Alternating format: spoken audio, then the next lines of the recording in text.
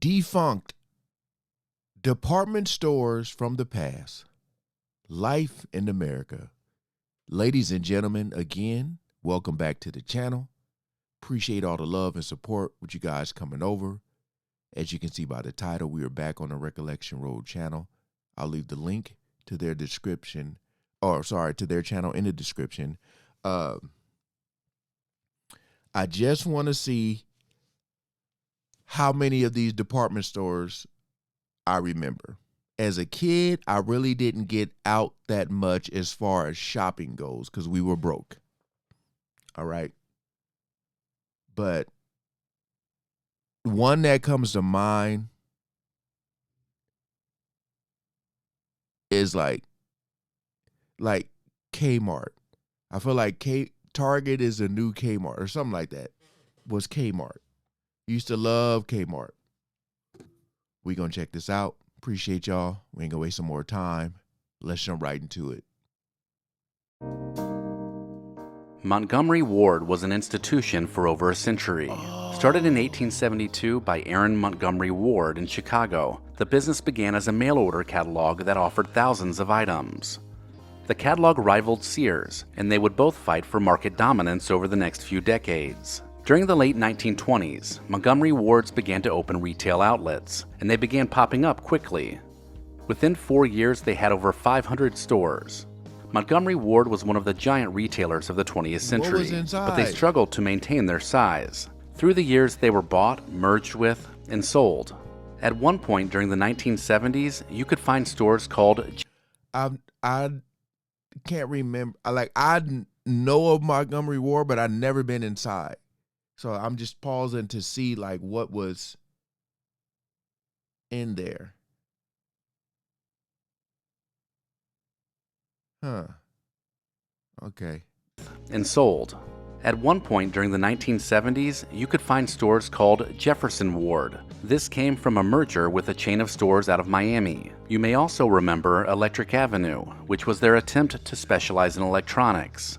By 1985, Montgomery Ward had closed their catalog business, and by June of 2001, all of the remaining retail locations were also closed. Dang.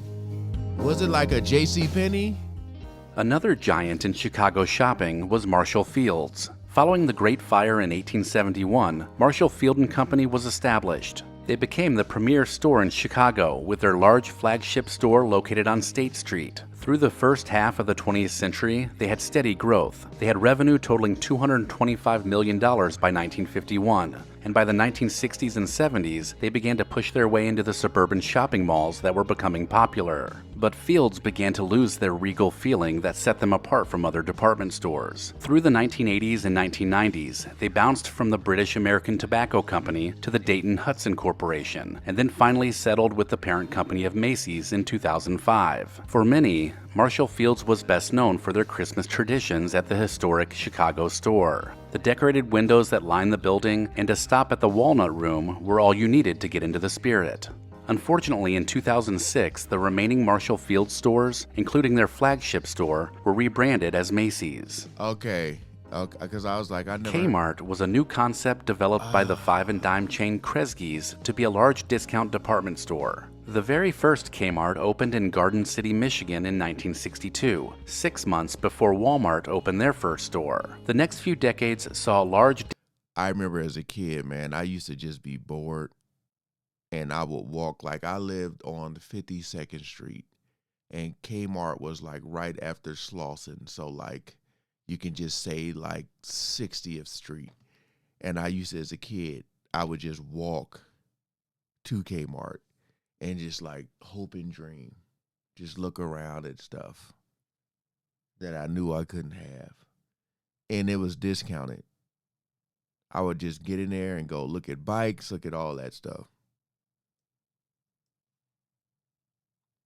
Discount stores explode, and Kmart reaped the benefits. In 1977, Kresge officially changed their name to Kmart, and by 1981 they had over 2,000 stores located coast to coast. Famous for their Blue Light Special promotion, Kmart became a retail giant with sales peaking in 1992. The following years saw competition increase and sales decrease, but Kmart still had successful brand deals with the likes of Martha Stewart, Jacqueline Smith, and Kathy Ireland. Sales, however, were falling and stores were closing, and a bankruptcy in 2002 led to the merger with Sears. The two struggling companies propped each other up for the next decade before a second bankruptcy filing. As of today, there are still a handful of stores remaining, but for most of us, Kmart is a fading memory. Where's there a Kmart at? Opened in 1960, Service Merchandise was the brainchild of Harry and Mary Zimmerman of Nashville, Tennessee. Their experience with five and dime stores, and later wholesaling, led them to create a catalog showroom. The store had a range of products from jewelry and housewares to sporting goods and clothing. Customers could shop and pick out an item, and an associate would retrieve it for them from the back of the store. The process was later computerized, and products would be delivered on a conveyor belt from the stockroom. Service Merchandise was the leading catalog showroom during the 1980s, and they also were big sponsors of game shows like Wheel of Fortune and The Price is Right. At its peak, they were located in 37 states and did over $4 billion in sales. Their profits began to slip with the rise of Walmart, Bed Bath & Beyond, and Best Buy. The company began to discontinue unsuccessful product lines, stores were converted to a more traditional shopping experience, and the catalog side of the business was abandoned altogether. Dang. By 2002, Service Merchandise was no more. After filing for bankruptcy and liquidating all of their assets, the store officially closed their doors. Caldor was a Northeast department store that was started by Carl and Dorothy Bennett in 1951. The name was a mashup of their first names, and the first location opened in a small second-floor location in Port Chester, New York.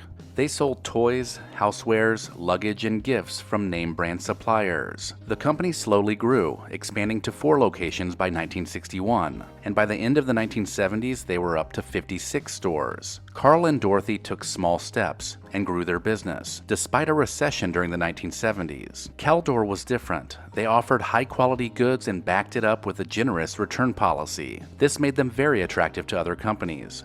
So in 1981, they were purchased for $313 million by Associated Dry Goods. Wow. Carl stayed on with the company until his retirement in 1985, and everyone felt like he was the reason they were so successful.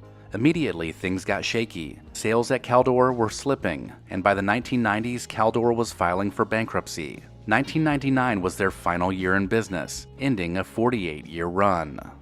Never heard of them before. Caldor. Sears, the largest retailer in the United States during the 1980s, began in Chicago in 1892. The company started as a catalog company that offered everything a farm household could ever want. This focus on rural America drove Sears and Roebuck's growth and propelled them into a brick-and-mortar store by 1925.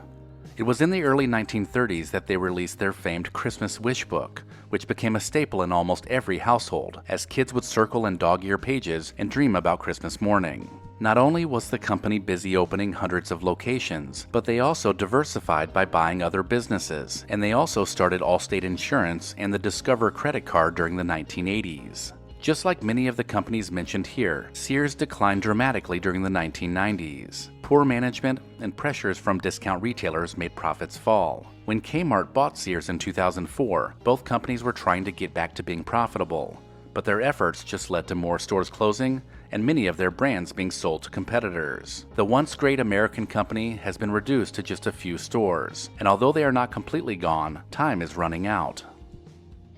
Yeah, Sears. Mervyn Morris first opened his namesake store, Mervyn's, in 1949 near Oakland, California, and it grew across the Bay Area, and soon it could be found along the entire West Coast.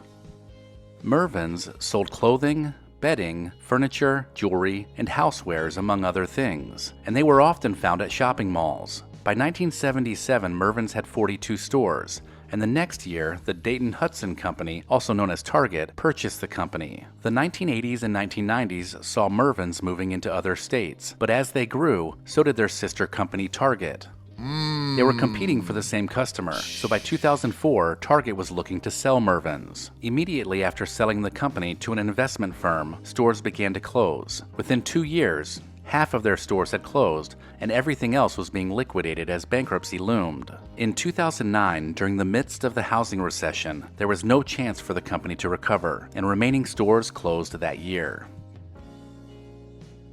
J.L. Hudson founded Hudson's Department Store in Detroit, Michigan in 1881. What began as a store on the ground floor of the Detroit Opera House grew to be the tallest department store in the world. Following the building of the new flagship store on Woodward Avenue, Hudson, along with his nephews, grew the business to become the place to go in Detroit. The store was enormous, and it was the epicenter of much of what went on downtown.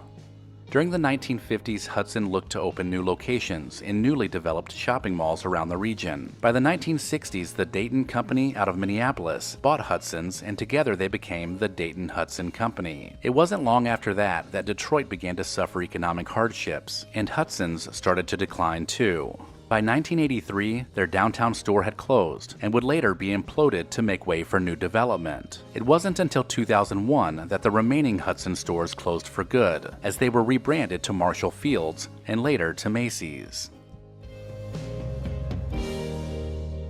Macy's. If you enjoyed this video, click on this playlist to watch even Macy's, boy.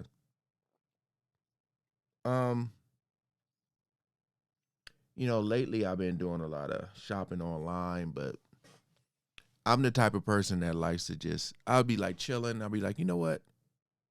I'm going to throw on some clothes, go to the mall, maybe get me a pretzel or a hot dog on the stick or something, just look around. But I hardly like shopping for myself. I always like go to the mall, maybe get my wife something or my sister something. But because I feel like I don't need anything, but I might just go and be like, oh, you know what? Especially like with shoes, I can hardly ever find my size in the store. But I like, you know, might go and get me a Shacket or something. But lately I've been doing a lot of shopping online.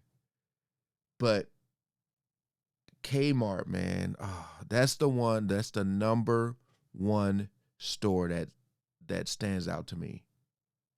I've never been in Montgomery Ward. I don't think I've ever been inside of Mervyn's. I still go to Sears, go to JCPenney. I like to go in their big and tall section. But yeah, man. So Target and Macy's right now are like the stores. Target, Macy's, and yeah, I feel like those are the two main ones that people shop at. And Walmart. Yeah. Again, appreciate you guys coming over and watching, man. I hope this was some nostalgia for y'all. Peace out.